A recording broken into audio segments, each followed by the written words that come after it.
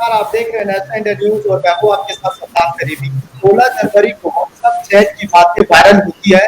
किसी को पता नहीं कि चैट की 3000 पन्नों की फाइलें कहां से आई है। बताया जाता है कि मुंबई पुलिस टीआरपी के फर्जीवाड़े को लेकर जांच कर रही थी। उसी क्रम में इस मामले को जो है गिरफ्तार पार्थो दास गुप्ता से बातचीत में रिपब्लिक टीवी के मालिक और एंकर अर्नब गोस्वामी की सही तरीके से जानकारी होने के दावे करते हैं। अर्नब कांड से एक बार फिर हमारे देश के टीवी उद्योग के चेहरे सामने आया है। सत्ता से गहरे स्तर पर जुड़े चेहरों का यह अभी बहुत छोटा हिस्सा है। अपने यहाँ टीवी उद्योग का संबंध से उतना नहीं जितना सत्ता के साय से, नियम से, कानून, रेगुलेशन और सेल्फ रेगुलेशन की कोई मायने नहीं है। अर्नब खान की रोशनी में सियासत, सत्ता और मीडिया के अनोखे खेल पर बारीकी से बात करेंगे। आज हमारे साथ खास पैनल मौजूद है। हमारे साथ जो है नवीन कुमार, आर्टिकल 19 इंडिया के चीफ एडिटर हमारे साथ मौजूद है। अनिल चमड़िया, वरिष्ठ पत्रकार हमारे साथ मौजूद है। डॉक्टर मनीषा बांगर, सामाजिक राजनीतिक चिंतक और विश्लेषक हमारे साथ मौजूद है। आप सभी मेहमानों का हमारे खास कार्यक्रम में जुड़ने के लिए बहुत बहुत शुक्रिया। Thank you. इस चर्चा की शुरुआत सर मैं अनिल चमड़िया सर मैं आपसे करना चाहूंगा और मैं आपसे समझने की कोशिश करूंगा और जो लोग हमें जहां से देख रहे हैं वो भी समझने की कोशिश कर रहे हैं। चैट वायरल हुई, ये कितना और कैसे गंभीर मामला है, इसके लिए जिम्मेदार किसको माना जाए, अर्नब गोस्वामी को या फिर किसी और को? पहली बात तो है कि गोस्वामी पर बात करते हुए दो बातों होगा। एक है पत्रकारिता की संस्था यानी इंस्टीट्यूट जर्नलिज्म, और दूसरा है एक व्यक्ति जो कि जर्नलिज्म के पेशे में है। ये दो पक्ष हैं इसके, इस बात को बहुत बराबर ध्यान में रखना होगा। मैं ये समझता हूँ कि अर्नब गोस्वामी बतौर पत्रकार यहाँ अपनी भूमिका में बड़े दिखाई नहीं देते हैं। सही पत्रकारिता के लिए ये सब कर रहे हैं, करते हुए दिखाई नहीं दे रहे हैं। लेकिन उनका जो किया है वो पत्रकारिता नाम की जो प्रतिष्ठित संस्था है उसको चोट लग रही है और उसका खमियाजा समाज को, लोकतंत्र को उसको भुगतना पड़ सकता है। और ये एक बहुत ही गंभीर सवाल हमारे सामने खड़ा है। अपने गोस्वामी का जो पूरा जो चीज है वो देश जो सुरक्षा मसीही है, सुरक्षा की जो चिंताएं हैं, सवाल तो खड़े करती है। साथ ही साथ ये पत्रकारिता के एक गंभीर चुनौती पेश करती है। मैं ये कहता हूँ कि अर्नब गोस्वामी को जो भी जानकारियां व्हाट्सएप के जरिए मिली है और जो बातचीत जिस तरह से हो रही है, तो मुझे लगता है कि जैसे बहुत ही निजी स्तर पर निजी हित जुड़े हुए हैं, निजी तौर पर ही पूरी बातचीत को आप उसके स्वर को देखेंगे। लगता है कि वो इंस्टीट्यूशन को वो मान चुके हैं कि ये सब कुछ हमारे जैसे पौती है, हमारे दादा की जैसे पौती है, बात कर रहे हैं। तो मुझे लगता है कि ये गंभीर संकट खड़ा किया है पत्रकारिता पर अर्नब गोस्वामी ने, और साथ ही साथ देश की सुरक्षा पर भी। और मुझे लगता है कि इस पर देश को समाज को बातचीत करनी चाहिए और समाज को अपने तरीके से सवाल करने चाहिए, ऐसा मुझे लगता है। बिल्कुल सही कह रहे हैं आप। मैं नवीन सर मैं आपके पास आना चाहूंगा क्योंकि आप जो मेनस्ट्रीम मीडिया है इनको बारीकी से देखे हैं और उसमें आपने कई वर्षों तक काम भी किया है। मैं आपसे समझना चाह रहा हूँ कि मीडिया का जो गंदा चरित्र सामने आया है उसके बारे में आप किस तरह से देख रहे हैं, आप क्या कहेंगे इसके लिए? नहीं, ये दरअसल टीआरपी जो है ना, वो ऐसा नहीं है कि अर्नब का चैट सामने आने से टीआरपी का कोई फर्जीवाड़ा सामने आया है। ये एक अंधेरा कुआं है। ये जब से टीआरपी नाम की चिड़िया उड़ी है ना टेलीविजन में, तभी से टीआरपी के बारे में कोई ट्रांसपेरेंसी कभी नहीं रही है। और इस बात की क्या गारंटी है और कौन इस बात की गारंटी देगा कि अर्णब गोस्वामी से पहले इसका फर्जीवाड़ा नहीं हुआ है? कौन इस बात की गारंटी देगा? तो अभी हम लोगों ने देखा है 3 महीने पहले बार के अनुशासन समिति ने आज तक इंडिया टुडे ग्रुप पर 5 लाख रुपए का जुर्माना लगाया। ये अलग बात है कि उसको फिर बाद में हाई कोर्ट ने बरी कर दिया, लेकिन सवाल तो उठे।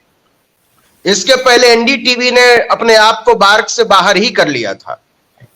तो जब से टीआरपी है, कोई नहीं जानता कि टीआरपी कैसे नापी जाती है, कौन नापता है। और दूसरा, अगर आप हत्यारे को ही जज बना देंगे तो होगा क्या? सवाल बड़ा यह है। बार के चेयरमैन इस समय कौन है? गोयनका है। गोयनका कौन है? वो जी ग्रुप के संस्थापक के बेटे हैं। उनका अपना स्टेक है, उन्होंने ही बार शुरू किया है। बार के कंपनी है जिसमें चैनल के स्टेक होल्डर हैं, जिसमें वीवर का कोई लेना देना नहीं। ये कमाल की चीज है कि जिस पर पूरी टेलीविजन इंडस्ट्री की विश्वसनीयता चलती है, जिस सिस्टम से, उस सिस्टम में वीवर का कोई हिस्सा नहीं, उसका कोई से नहीं है।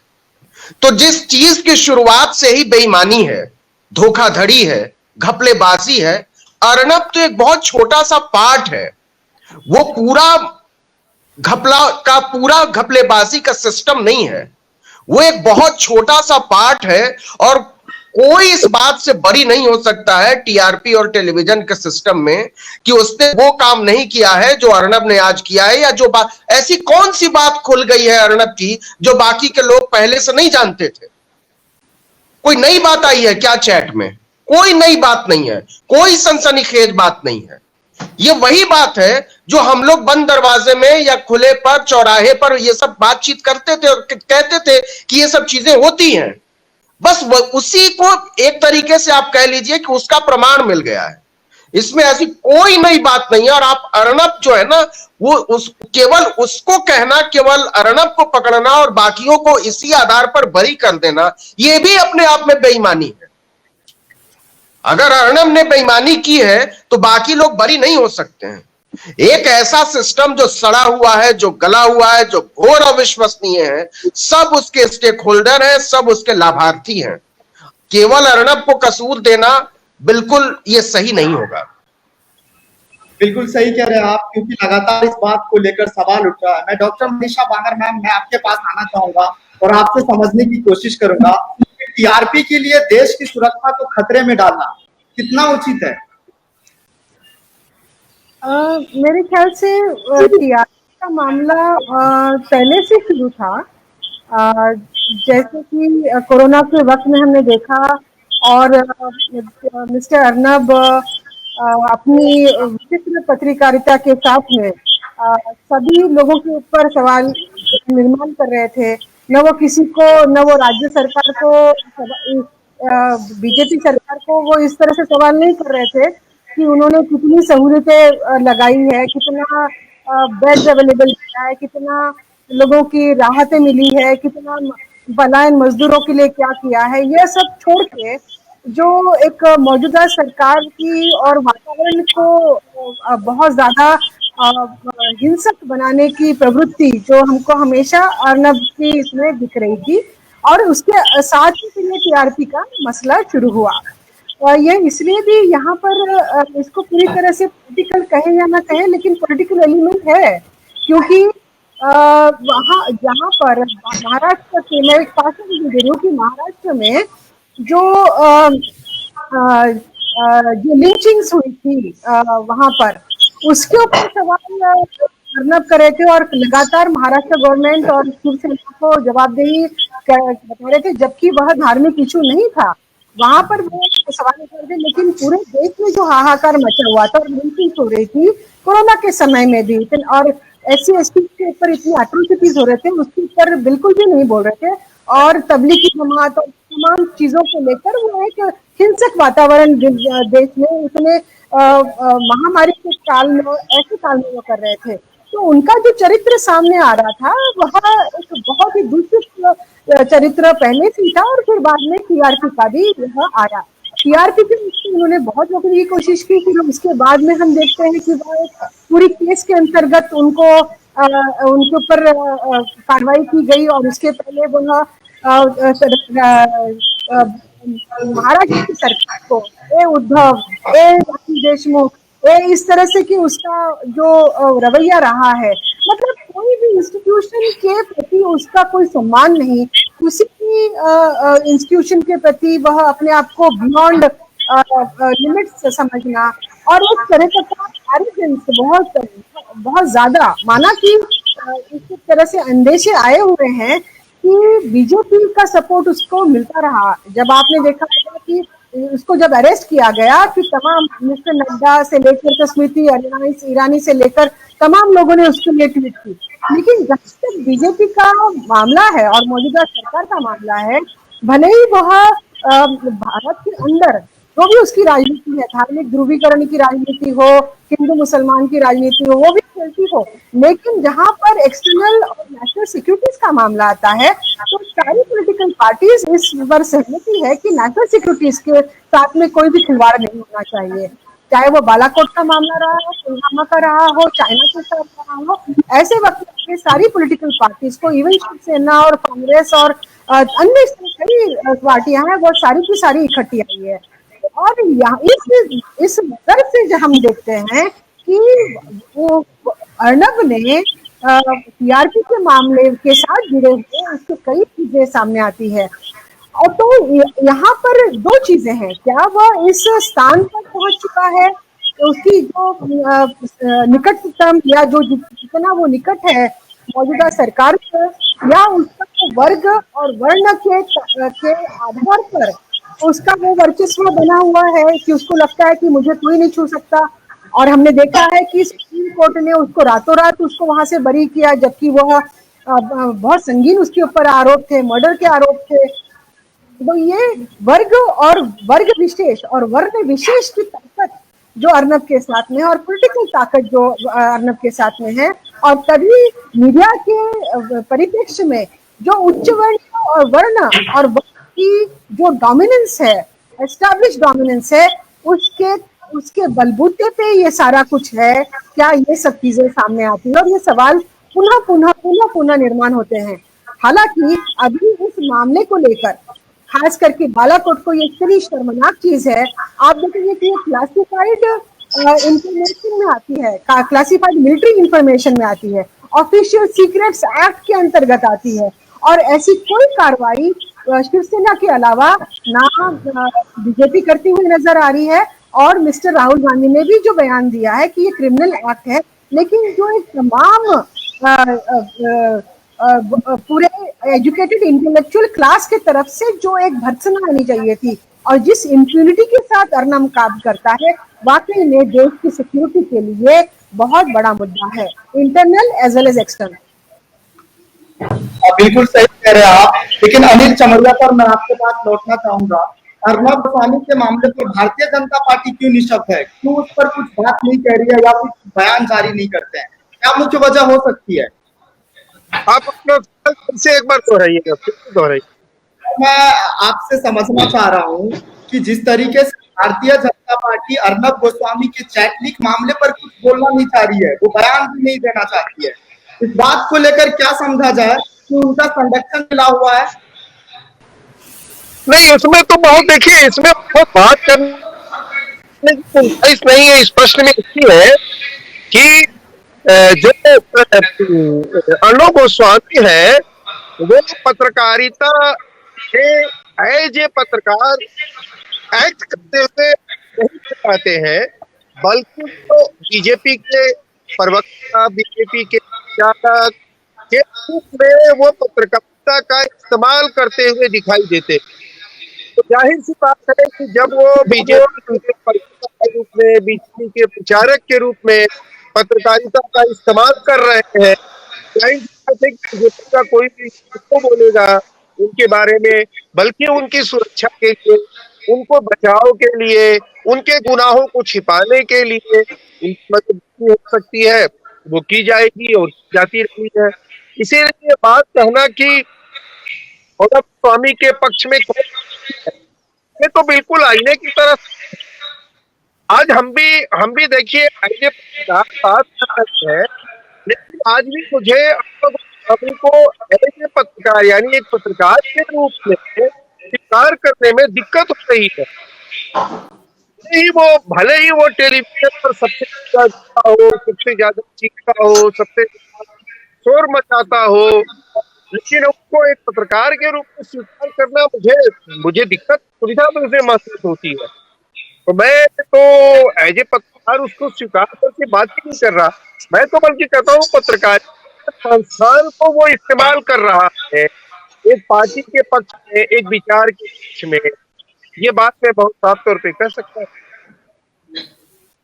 बिल्कुल सही। कुछ जो तकनीकी खामियों की वजह से आपका जो है आवाज थोड़ी सी कम आ रही है, मैं आपके लास्ट शब्दों को समझ नहीं पाया। लेकिन नवीन सर, मैं आपसे समझना चाह रहा हूँ, अर्नब बाकी चैनल का भी नुकसान कर रहा था, लेकिन बाकी और चैनल जो है वो खामोश बैठे हैं, क्या मुख्य वजह हो सकती है सर?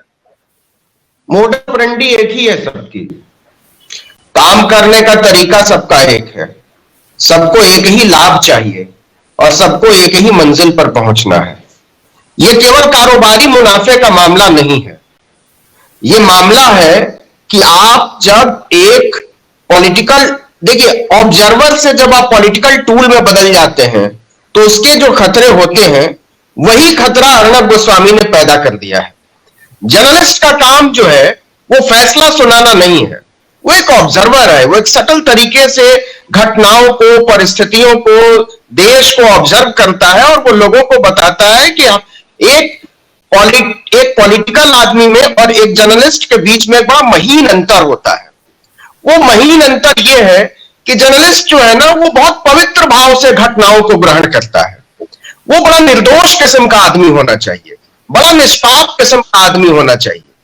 बाबा साहब अंबेडकर कहते थे कि तुम उस आदमी की आवाज हो जिसके बारे में बोलने वाला कोई है नहीं। उन्होंने जब मूक नायक शुरू किया था और उसका विज्ञापन जब उन्होंने तिलक के उसमें दिया और वो फिर नहीं छपा, तो ये सब चीजें दिखाती हैं कि अर्नब जो है ना एक खास माइंडसेट का प्रतिनिधि है।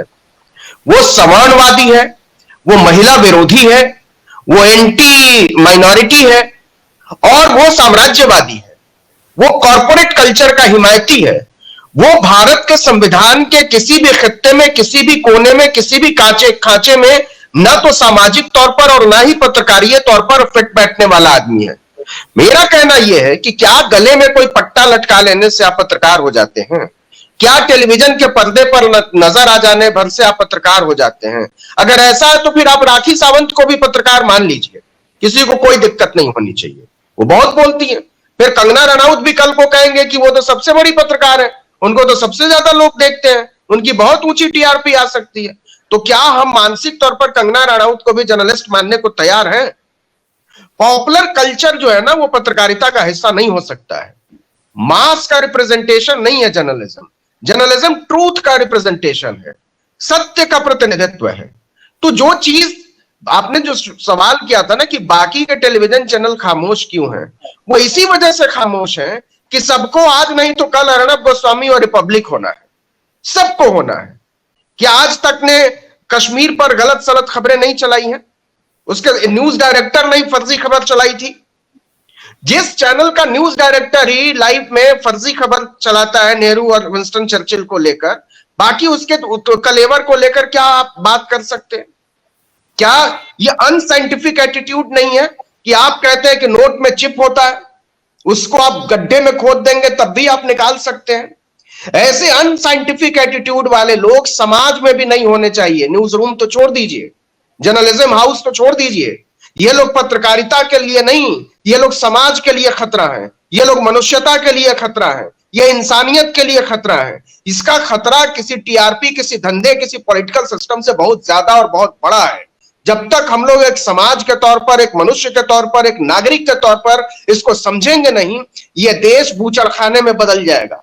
ये किसी भी सूरत में इस देश के दलितों को, इस देश के पिछड़ों को, इस देश के पसमानदा को, इस देश के अल्पसंख्यकों को, चाहे वो भाषाई अल्पसंख्यक हो, चाहे वो भौगोलिक अल्पसंख्यक हो, इस देश के सिस्टम से बाहर कर देने का मामला है।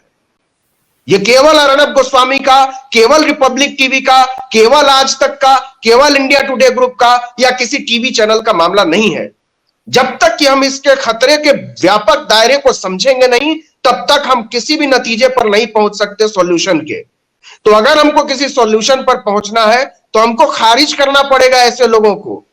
गलती से ऐसे लोग हमारे हीरो बन गए। आप बताइए, हजारों हजार लोगों के ये हीरो बन चुके हैं। लोग अर्णब गोस्वामी होना चाहते हैं। एक जमाना था जब हर पत्रकारिता का बच्चा दीपक चौरसिया होना चाहता। दीपक चौरसिया जैसा नासूर, बताइए कि एक पीढ़ी एक नासूर में तब्दील होना चाहती है।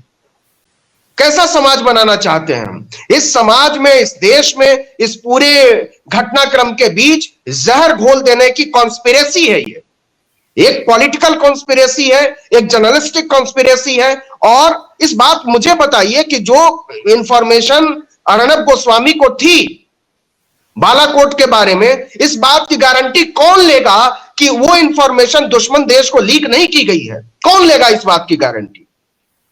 क्या यह कोई साधारण बात है? क्या भारतीय जनता पार्टी के लोग पाकिस्तान को सूचनाएं लीक करने के मामले में नहीं पकड़े गए? मध्य प्रदेश का उदाहरण हमारे सामने है। तो अर्णब गोस्वामी की गारंटी कौन लेगा कि जिस आदमी के पास बालाकोट स्ट्राइक इंफॉर्मेशन 3 दिन पहले थी, उसने दुश्मन देश को और दुश्मनों को इंफॉर्मेशन बेची नहीं है, उसका मुनाफा नहीं कमाया है? यह मामूली बड़ा खतरा है। और ऐसे लोगों के लिए शर्म आती है कि एक सेना के पूर्व बड़े अधिकारी राष्ट्रपति तक पहुंच गए कि अर्णब गोस्वामी को बचाइए। ये लोग मनुष्यता के गद्दार हैं, केवल देश के नहीं। इनकी वजह से मनुष्यता खतरे में है, इंसानियत खतरे में है। इस देश के गरीब, दलित, आदिवासी, पिछड़े खतरे में और डरा हुआ महसूस करते हैं। ये लोग थ्रेट हैं इस पूरे समाज के लिए। इस थ्रेट को जब तक हम लोग नहीं समझेंगे, तब तक हम लोग किसी भी ऐसे सॉल्यूशन पर नहीं पहुंच सकते जो एक बेहतर देश, एक बेहतर परिस्थिति और आने वाली नस्ल, हम अपने लिए हम शायद कुछ ना बना पाए, लेकिन शायद हम आने वाली नस्लों के लिए कुछ बेहतर देश बनाना चाहें, बेहतर समाज देना चाहें। हमारी बेटियां, हमारे बच्चे खुली हवा में सांस लें, ऐसा कोई समाज बने, ऐसा कोई वातावरण बने। इसके लिए जरूरी है कि सब लोग खुलकर बोलें कि ये खतरनाक है, ये साजिश है और इसको समझने की जरूरत है। पूरी ताकत से इसका विरोध करने की जरूरत है। बिल्कुल सही कह रहे हैं आप कि ऐसे सोल्यूशन पे हमें पहुंचना बहुत जरूरी है, क्योंकि जिस तरीके से आपने कहा कि ऐसे लोगों को खारिज करना भी बहुत जरूरी है। डॉक्टर मनीषा बांगर मैम, मैं आपसे समझना चाह रहा हूं कि जिस तरीके से 3 दिन पहले बालाकोट के मामले में उन्हें पता चलता है और उसके बाद जिस तरीके से टीआरपी बटोरी गई, नहीं लगता है आपको टीवी चैनल पर जो दिखाया जाता है वो सत्ता प्रायोजित होता है? देखिए, इसको बहुत सारी चीजें हमारे सामने हैं और मैं फिर दोबारा उसके भीतर नहीं जाना चाहूंगी। मुझे एक वाकया याद आ रहा है। मैंने एक इंटरव्यू देखा था मिसेस गांधी का, जो 1984 में उन्होंने दिया था, और एक कनाडा की पत्रकार उनको इंटरव्यू कर रही थी और वो उस चीज को जाहिर कर रही थी उनसे कि आपका जो ये टेलीविजन चैनल का जो सारा मामला है मीडिया का, ये इतना स्तर में कम है कि उधर कनाडा में भारतीय लोग जो है वह भी नहीं देखना पसंद करते और हमें बाकायदा बहुत शर्मनाक महसूस करते हैं कि जब हम लोग भारत की चीजें भारत के मीडिया के जरिए दिखाना चाहते हैं, हमको बीबीसी के जरिए दिखाने की जरूरत पड़ती है और कोई अन्य चैनल। तो मिसेस गांधी कहती है कि हाँ, उन्होंने उस बात को माना कि हम लोग अभी उस स्तर तक नहीं पहुंचे हैं। यहाँ तक कि वो उन्होंने कहा कि मुझे गांधी के ऊपर जो फिल्म बनानी थी उसके लिए या पूरे डॉक्यूमेंट्रीज बनानी थी, उसके लिए भी कोई रिसोर्स अवेलेबल नहीं था। ये 1984, मतलब आज से आप देखिए 40 साल के भी नीचे की बात है। और अगर हम लोग मीडिया का स्तर, भारतीय मीडिया का स्तर देते हैं, वर्ल्ड इकोनॉमिक फोरम ले ले, वर्ल्ड इकोनॉमिक सर्वे ले ले, तमाम चीजों संगठनों ने 10 साल पहले, फिर 5 साल पहले, फिर अभी 2 साल पहले, हर वक्त में भारतीय मीडिया का स्तर बहुत ही घटिया स्तर, नीचे, बिल्कुल प्लमेटिंग, नादिर के भी नीचे बताया हुआ है। तो इन ये तमाम चीजों को समझने की जरूरत यह है कि मिसेस गांधी को उस वक्त 1950 से लेके 84 तक कितने साल हो गए थे, और उन्होंने सारी जो मिनिस्ट्रीज भर के रखी थी, information broadcasting, human resource, media जिसके मिनिस्ट्री के अंदर में आता है। इसका मतलब इस वर्ग के, जिस वर्ग और वर्ण के लोग उसमें मौजूद थे, उनमें वो काबिलियत ही नहीं थी कि वह लोग उसको चला सके और उस अच्छे से अच्छा एक स्तर बना सके। और वहां से 1984 से हम लोग दोबारा 40 साल आगे आते हैं, तभी भी हम लोग मीडिया का स्तर नजर वही आता है। लेकिन एक चीज बाकायदा बदली नहीं है कि उस वक्त भी वो पूरे तमाम मीडिया में, प्राइवेट मीडिया तो बहुत कम था उस वक्त, लेकिन राज्य सरकार का मीडिया था, वहां पर प्रतिनिधित्व होना था, वहां पर SC ST OBC तमाम जो एक्सक्लूडेड ग्रुप्स है उनका प्रतिनिधित्व वहां पर होना था। वह चीज तब भी नहीं थी, वह चीज आज भी नहीं है, मतलब बरकरार है। तो इस चीज ये जो चीजें हो रही है, और आज अर्नब जैसे लोग और चौरसिया जैसे लोग, सरदाना जैसे लोग, चौधरी जैसे लोग वहां पर बैठे हुए, जिनकी की डिग्रियां भी वो उन्होंने जर्नलिस्ट डिग्रियां ली है या नहीं ली, वह भी बहुत बड़ा सवाल है। वह प्रूव नहीं कर सकते कि वो मीडिया में पड़े हुए हैं। किस तरह से हमारे सामने न्यूज लॉन्ड्री क्या, योगेंद्र यादव का तमाम जो हमारे पास स्टडीज आए हैं और हम लोग लगातार उसके इस बारे में सवाल करते आए हैं। आप वहां पर बैठा हुआ है मीडिया ओनर, और वो अपने लोगों को वहां पर रिक्रूट कर लेते हैं। इस तरह से यहाँ पर रिक्रूटमेंट होती है, इस तरह से मीडिया पर्सनल बनते हैं। वो अर्नब गोस्वामी को एंथ्रोपोलॉजी की उसके पास डिग्री है, मीडिया की डिग्री नहीं है उसके पास। तो यह भी नहीं है, तो वहां पर आप मानवता और सोशल डेमोक्रेसी, पॉलिटिकल डेमोक्रेसी और नेशनलिज्म, नेशन, ये सारे कंसेप्ट की और इनको समझने की और इनके अनुसार वर्तन करने की का सवाल ही पैदा नहीं होता वहां पर। आप देखेंगे इस बात को, आज की तारीख में जो यह वह अपने आप को मीडिया का व्यक्ति, जर्नलिस्ट बनकर, वो एक जर्नलिस्ट नहीं है, वो कॉर्पोरेट हाउस है, मीडिया हाउस का नाम दिया, just like any other corporate organisation जो भारत में, आप अदानी अंबानी की ले लीजिए, कोई इंडस्ट्री ले लीजिए, कोई एक चीज है। डेमोक्रेसी को और ट्रुथ टू द पावर या क्वेश्चनिंग द पावर, ये जो बड़ा रोल होता है मीडिया का, इसमें कहीं भी ये तमाम चैनल्स बैठते नहीं है। ओनर उनके कॉर्पोरेट है और उसके जो नुमाइंदे हैं वहां पर है, एडिटोरियल ग्रुप से लेकर सारा का सारा जो स्क्रिप्टिंग होता है, जो बताया जाता है, वो सारा का सारा उसी वर्ग का के नुमाइंदे बैठे हैं, जिसकी की पॉलिटिकल पावर है, जिसकी की ब्यूरोक्रेटिक पावर है। आज अर्नब को चैलेंज करने के लिए एक मिस्टर उद्धव ठाकरे या एक सरकार जो वहां पर गैर ब्राह्मण वर्चस्ववादी सरकार जो बैठी हुई है, वही क्यों कर सकी? क्योंकि वो आप यहाँ पर एक उसके सामाजिक तार भी देखिए, एक वर्चस्ववादी तार भी इसको जोड़ना बहुत जरूरी है।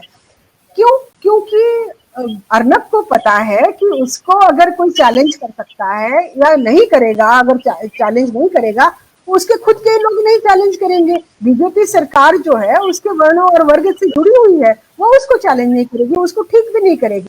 आज का जो ये संस्कृति का मामला है, बिल्कुल भी तमाम तरीके से जो लोगों ने ट्वीट से सपोर्ट किया था अर्नब को, आज सारे के सारे लोग बीजेपी के ही चुप है, उन्होंने दरकिनार कर दिया उसको। लेकिन सिर्फ उतना करना काफी नहीं होगा। बीजेपी सरकार को इसको नेशनल सिक्योरिटीज एक्ट में उन्होंने जो अपने हक और अधिकार के लिए लड़ रहे हैं उन लोगों को अंदर किया हुआ है। आप यहाँ दिल्ली में CA NRC के लोगों से लेकर तो प्रशांत कनौजिया लीजिए, जो केरला का जर्नलिस्ट वहां पर गया था तहकीकात करने के लिए, एट्रोसिटीज की केसेस, मानव अधिकार के केसेस, इनके ऊपर उन्होंने केसेस लगा के NSA लगाया हुआ है। तो जब NSA की बात आई है तो बीजेपी ने पॉलिटिक्स न चलाते हुए और अपना वर्णवादी और वर्चस्ववादी नीति न चलाते हुए उसको उन्होंने उसके क्रिमिनल जस्टिस के दायरे में लाना चाहिए। और जो एक गरिमा है, सरकार की गरिमा होती है, राष्ट्र की जो सिक्योरिटी को लेकर उसको बनाए रखना चाहिए, वरना ये जो ब्रीच ऑफ सिक्योरिटी होगी उसमें पाकिस्तान ही नहीं तो तमाम अलग अलग देश है, यह भी इस चीज का फायदा उठा सकते हैं। कल ही हमने इमरान खान को सुना है कि उन्होंने फिर से उस चीज को उछाला कि ये पुलवामा का अटैक हुआ ही नहीं था, इंडिया ने खुद ही कराया है। अब ऐसे जब आक्षेप आते हैं किसी सरकार के ऊपर, तो क्या ये आत्मग्लानि और आत्म इंट्रोस्पेक्शन की बात नहीं है जो बीजेपी के लिए करनी चाहिए? मुझे लगता है कि BJP should rise to the occasion. PM साहब और तमाम जो लोग हैं, जिम्मेदार लोग हैं, और जहाँ पर राष्ट्र सुरक्षा की बात आती है तो दे हैव रिजन अर्लियर, और उन्होंने अभी भी राइज करना चाहिए और अर्नब जैसे व्यक्तियों को सबक सिखाना चाहिए। बिल्कुल सही कह रहे हैं आप, क्योंकि राष्ट्र सुरक्षा की, राष्ट्रहित की जब बात होती है, सुरक्षा को लेकर जब बात होती है, तो इन सब सारी चीजों को लेकर जो सवाल उठ रहा है वो लगातार अर्नब गोस्वामी पर जो है उठता है। लेकिन आखिर में सर, चलते चलते नवीन सर, मैं आपसे समझना चाह रहा हूँ, क्या मामले को लेकर संज्ञान लेकर जांच करवाई थी अर्नब गोस्वामी पर? जांच करवानी ही होती तो अब तक जांच शुरू हो चुकी होती ना। जांच कभी करवानी भी नहीं थी, जांच आगे होगी भी नहीं। सवाल है कि जांच की मांग करने वाला खुद ही आरोपी है। इस देश में रिया चक्रवर्ती की जांच हो सकती है व्हाट्सएप चैट के आधार पर, उसके निहायत पर्सनल चैट के आधार पर। सुशांत राजपूत की सुसाइड की जांच हो सकती है, लेकिन अर्नब गोस्वामी की जांच नहीं हो सकती है। नहीं हो सकती है क्योंकि जिन एजेंसियों को जांच करनी है, उन एजेंसियों के वेस्टेड इंटरेस्ट जो है ना, वो अर्नब गोस्वामी के साथ जुड़े हुए हैं। ये पर्दा है, ये पर्दा उठ जाएगा तो बहुतों का भेद खुल जाएगा। इसलिए अर्नब गोस्वामी की जांच का मतलब है कि वो बहुत सारे नाम लेगा। तो वो नाम किसके लेगा? वो ऊंची कुर्सियों पर बैठे हुए लोगों के नाम लेगा। तो पूरी ताकत से अर्नब गोस्वामी को जितना संभव हो जांच से बचाना है कि वो किसी का नाम ना ले ले। वो क्या बताएगा कि कहां से उसको इंफॉर्मेशन मिली बालाकोट की? वो क्या बताएगा कि वो टीआरपी लीक में किसके किसके किसके कहने पर यह कर रहा था? उसने पीएमओ वर्ड का इस्तेमाल किया है, उसने एनएम वर्ड का इस्तेमाल किया है, उसने एएस वर्ड का इस्तेमाल किया है। आपको पता है जब इसके एब्रिवेशन में जाएंगे तो क्या क्या चीजें खुलती चली जाएंगी। तो उन चीजों को खुलने से बचाना इस सरकार की जिम्मेदारी बन गई है। आप इसको समझिए कि एक गद्दार एक्ट को प्रोटेक्ट करना जिम्मेदारी बन जाए एक डेमोक्रेटिकली इलेक्टेड गवर्नमेंट की। तो आप इंसाफ की उम्मीद नहीं कर सकते हैं, आप सच सामने आने की उम्मीद नहीं कर सकते। अर्नब को बचाया जाएगा और आखिरी सांस तक बचाया जाएगा। डॉक्टर मनीषा बांगर मैम, आपको क्या लग रहा है? हाँ, मुझे इसमें यही कह रहा है कि मैं दोबारा इसके बारे में काफी मैंने इसके बाद सोचा, और जब हम लोग सॉल्यूशंस की बात करते हैं, क्योंकि देखिए इतना पतन हो चुका है नीति मूल्यों का और पत्रकारिता का। ये एक ना डेडलॉक या पूरा एक खाई, एक बहुत बड़ी खाई नजर आती है। तो इसमें से क्या सॉल्यूशन हो सकता है, ऐसे बार बार मन में सवाल उठता है। और आप देखेंगे कि कुछ चीजें इस देश की जनता को, तमाम जो एक्सक्लूडेड लोग हैं, बुद्धिजीवी लोग हैं, पत्रकारिता में जो सही पत्रकारिता के इसमें विश्वास रखते हैं, जो आज भी अपनी जान की बाजी लगाकर लड़ रहे हैं, चाहे वो सोशल एक्टिविस्ट हो, पॉलिटिकल एक्टिविस्ट हो या जर्नलिस्ट हो, उन लोगों को वो एक they have to take a call on this. और मुझे लगता है कि जिस तरह से एक मुहिम चली थी जुडिशरी की बारे में, और कि कॉलेजियम सिस्टम जहां पर कि सिलेक्शन होता है जजेस का, और वह उनका क्वालिफिकेशन हो ना हो या ना हो, लेकिन नेपोटिज्म, परिवारवाद और वर्गवाद और ब्राह्मणवाद के चलते, जातिवाद के चलते वहां पर अपने ही बरादरी के लोग वहां पर बैठ जाते हैं। और इसी तरह से कई सारे सवाल उठे हैं जुडिशरी के, वो एक ऐसी संस्थान के ऊपर भी।